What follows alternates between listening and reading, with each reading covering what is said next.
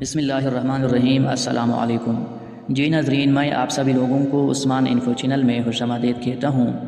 نہاتے وقت ہمارے ہاتھوں اور پاؤں میں جریا کیوں پڑتی ہے؟ اکثر آپ نے دیکھا ہوگا کہ زیادہ دیر تک نہاتے رہنے ہمارے جسم میں خصوصاً ہاتھوں اور پاؤں کی سیدھے حصوں پر نرم سی جریا پڑ جاتی ہے۔ اس کو انگریزی میں ایکویٹک رینکلز کہتے ہیں۔ اب سوال یہ ہے کہ جریا کیوں بنتی ہے؟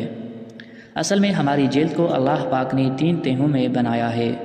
اندرونی تہ، اس تہ میں چربی ہوتی ہے اور اس سے خون کی چھوٹی نالیاں اور نیرو سسٹم کی تاریں دوسری جلد میں جاتی ہیں۔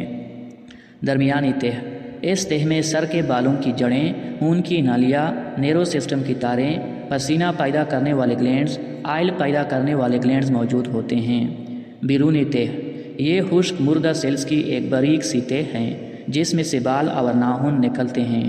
اس تہ میں چھوٹے چھوٹے نظر نہ آنے والے سوراخ بھی ہے جس کے ذریعے دوسری جلد والے پسینہ اور تیل ضرورت کے مطابق جلد کو محفوظ رکھنے کے لیے نکلتے ہیں۔ ہماری اس جلد کے سیلز مردہ ہوتے ہیں اور اس کے مردہ ہونے کی وجہ اس میں موجود کیراٹین پروٹین ہوتی ہے۔ یہ وہی کیراٹین پروٹین ہے جو ہمارے ناخنوں اور بالوں میں موجود ہوتے ہیں جن سے پرندوں کی چونچ اور کالوں کے بال وغیرہ بنے ہوتے ہیں۔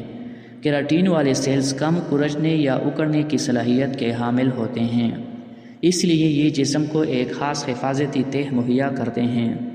ہماری اس بیرونی جلد کے اندر ایسا زبردست پروگرام نصب ہے کہ اس میں مردہ سیلز بنتے اور گرتے رہتے ہیں جو ہمیں نظر نہیں آتے۔ جلد کے نئے بننے والے سیلز نیچے ہوتے ہیں اور پرانے سیلز کو لگاتار اوپر دھکیلتے رہتے ہیں۔ یہی وجہ ہے کہ چلتے پھرتے، اٹھتے بیٹھتے ہمارے جسم سے سیلز جڑ رہے ہوتے ہیں اور جہاں ہم ہیں وہاں گر رہے ہوتے ہیں۔ کسی جرم کی تفتیش کے دوران جدید ٹیکنالوجی کو استعمال کرتے ہوئے اس طرح مجرموں کے سیل سے DNA میچ کر کے انہیں ڈھونڈ نکالا جاتا ہے۔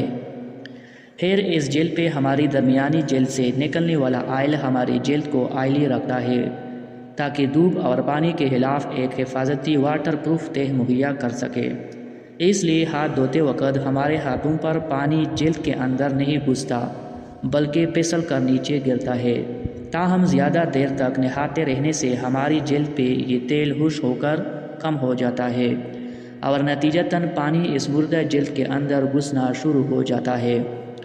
زیادہ پانی گھسنے سے یہ سیلز موٹے ہو کر آگے پیچھے ہوتے ہیں اور جسم پر چونے پڑتی ہے۔ چونکہ ہاتھوں اور پاؤں کے اندرونی جلد زیادہ مردہ ہوتی ہے، اس لیے ہاتھ اور پاؤں پر باقی جسم کی نسبت سے زیادہ چونے پڑتی ہے۔ جی ناظرین، یہ تھی ہماری آج کی ویڈیو۔ اگر یہ ویڈیو آپ کو پسند آئی ہو تو اس چینل کو ضرور سبسکرائب کریں تاکہ آپ کو ہماری ہر نئی آنے والی ویڈیو آسانی سے پہنچ سکے۔